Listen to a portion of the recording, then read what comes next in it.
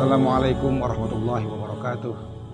Bismillah, alhamdulillah, salatu wassalamu ala rasulillah Sayyidina wa maulana Muhammad ibn Abdillah wa ala alihi wa sahabihi wa man tabi'a hudahu wa sunnatahu wa jama'atah min yaumina hadha ila yaumil qiyamah, amma ba'du. Para pemirsa, para sahabat jamaah YouTubiah yang dirahmati Allah subhanahu wa ta'ala di mana saja Anda berada, jumpa lagi dengan saya dalam channel ini, dan insyaallah pada kesempatan kali ini kita akan melanjutkan pembahasan kita, yakni tentang orang-orang yang beruntung. Sebagaimana kita tahu bahwa orang yang beruntung yang terdapat di dalam hadis yang pertama, yaitu orang-orang yang akan mendapatkan perlindungan Allah subhanahu wa ta'ala di hari kiamat nanti. Yang pertama ialah imamun adilun, yakni pemimpin yang adil. Pertanyaan mendasar, apa sih imam? Imam itu siapa? Dan bagaimana itu adil?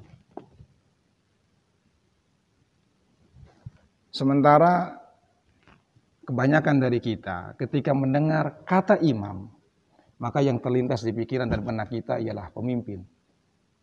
Dari mulai RT, RW, Kades, Bupati, Gubernur, sampai dengan presiden atau wakil-wakil rakyat mungkin. Namun sesungguhnya setiap dari kita, saya ulangi, setiap dari kita merupakan pemimpin. Kenapa? Karena hakikat daripada pemimpin ialah mereka yang perkataannya atau perbuatannya menjadi cerminan untuk orang lain. Sebagaimana kita di dalam keluarga, kita bertanggung jawab terhadap keluarga, maka kita pun dalam skup kecil, yakni skup keluarga, merupakan imam di dalam keluarga.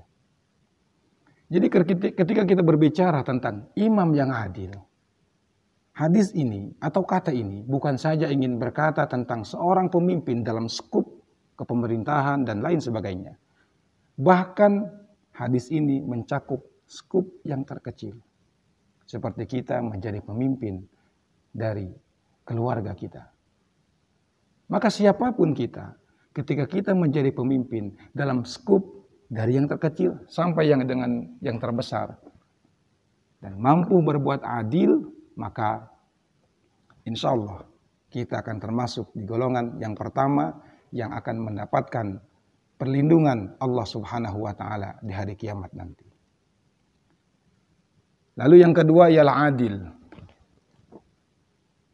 Sebagian orang kadang-kadang mendefinisikan atau memberikan pengertian adil itu dengan sama rata, sama rasa.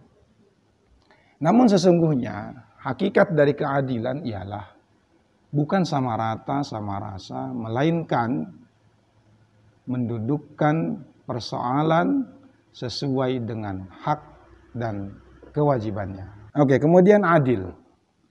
Sebagian dari kita terkadang ketika mendengar kata adil, maka seolah-olah adil itu pengertiannya ialah sama rata, sama rasa. Namun sejatinya adil itu bukan begitu. Melainkan adil ialah mendudukkan seseorang sesuai dengan proporsinya masing-masing yang layak ia dapatkan. Itulah keadilan. Karenanya ketika kita salah mendefinisikan keadilan, bahwa keadilan itu sama rata, tidak sedikit orang yang kemudian berkata, kok hukum waris nggak adil ya? Perempuan dapat setengah dari bagian laki-laki. Kalau laki-laki 5 juta, perempuan cuma 2,5 juta. Kemudian mereka berkata, ini nggak adil. Maka patut kita ketahui bersama, yang namanya keadilan bukan sama rata, sama rasa, melainkan mendudukkan sesuai dengan proporsinya masing-masing yang telah ditetapkan oleh Allah subhanahu wa ta'ala. Dengan kata lain, yang dimaksud dengan imamun adilun atau pemimpin yang adil ialah mereka yang memimpin orang-orang yang menjadi tanggung jawabnya sesuai dengan proporsinya yang telah ditetapkan oleh Allah Subhanahu wa Ta'ala sesuai dengan cara dan aturan yang telah ditetapkan oleh Allah Subhanahu wa Ta'ala. Bukan masalah apakah orang itu menyenangkan atau tidak.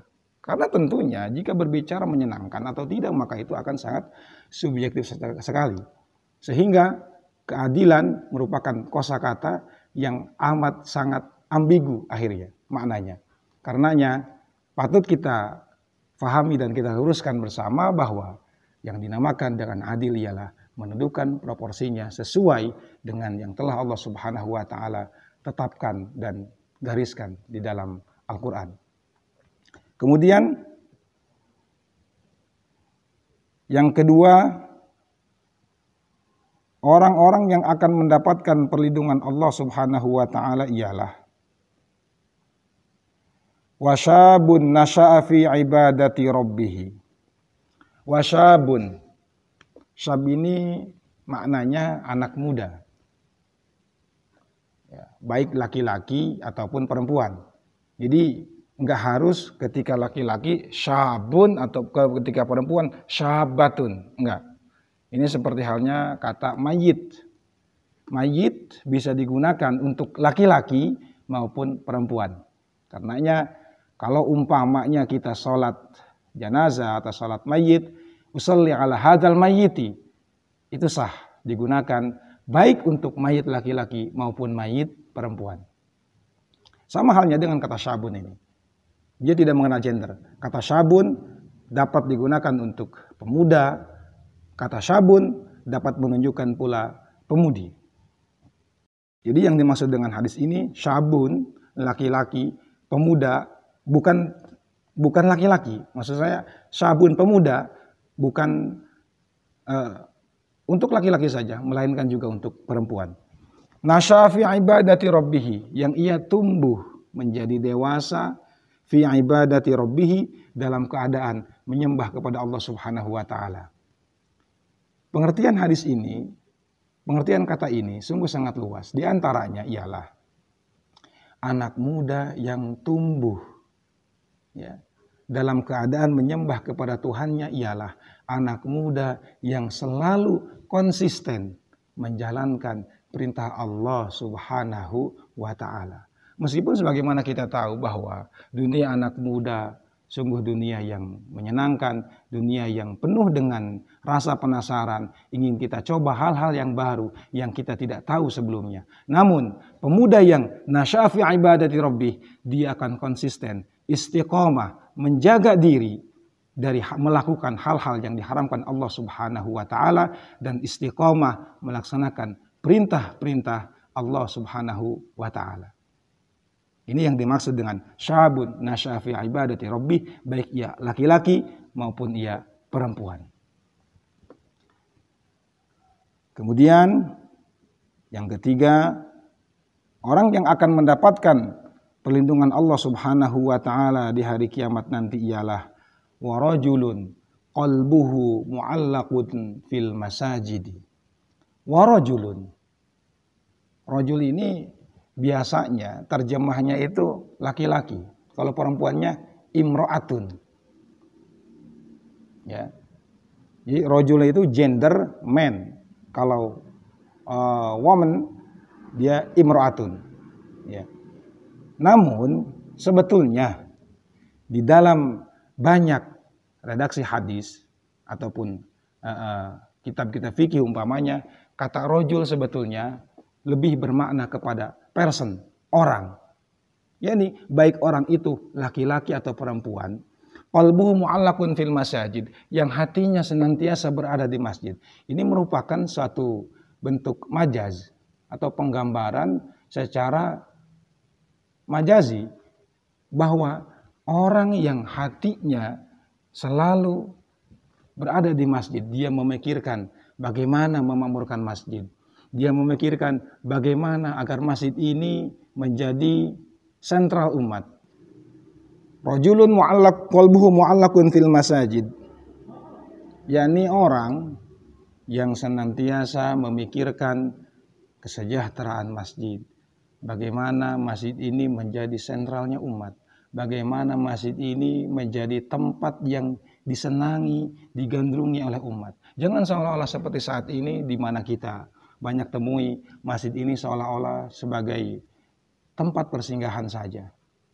Seolah-olah masjid ini hanya sebagai tempat ritual saja. Seolah-olah masjid ini hanya menjadi sebagai monumen saja. Rajulun qalbuhu mu'allaqun fil masajid, orang yang berusaha ya, berkiprah bagaimana merawat masjid. Orang yang berusaha bagaimana mengisi masjid dengan kegiatan-kegiatan yang positif, dengan ta'lim umpamanya, dengan sholat berjamaah 5 waktu umpamanya, kemudian dengan masjid yang bisa memberikan efek positif terhadap kehidupan masyarakat sekitarnya. Inilah yang dimaksud rajulun qalbuhu mu'allaqun fil masajid. Jadi dia selalu memikirkan optimalisasi masjid dalam segi kemanfaatannya. Baik para sahabat, para pemirsa jamaah YouTube sekalian, mungkin video kali ini cukup sekian. Insya Allah kelanjutannya akan kita bahas di minggu-minggu berikutnya. Jangan lupa subscribe, like, dan komen, serta berikan saran-saran yang positif, yang membantu membangun channel ini menuju ke arah yang lebih baik lagi.